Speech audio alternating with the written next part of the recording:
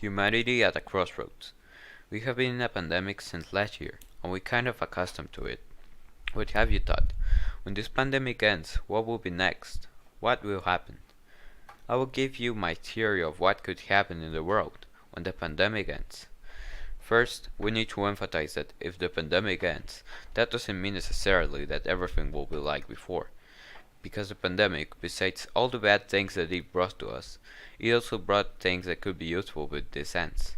Things like making home office or virtual classes and reunions will be essential for communication between people when the pandemic finishes or maybe later too. Also, in the near future, we'll have vaccines for most of the people, but nowadays they're just starting to distribute them, at least in my country. In a few years, maybe COVID-19 vaccine will become a regular vaccine from then forward. So if we are lucky, we will just need to wait. In the midst of every crisis lies great opportunity. This sentence said by Albert Einstein in the actual pandemic could be represented as a great advance in many aspects like technology. Now, you don't need to go to the supermarket to buy food or to the bank to make transactions. You can do those things from your home now. As technological advances rise, for the end of the pandemic, we may have a technological revolution.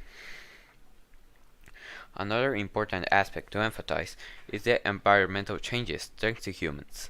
We still need to revert our bad actions before it is late, before we run out of trees, before animals get extinct, and before the polar circle melts.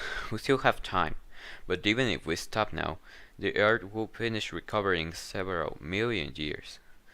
This pandemic could mean a revolution in all aspects, but we need to know what moves to make, because if we don't get out of the wrong way, we will eventually finish annihilating ourselves, or to our planet and its creatures.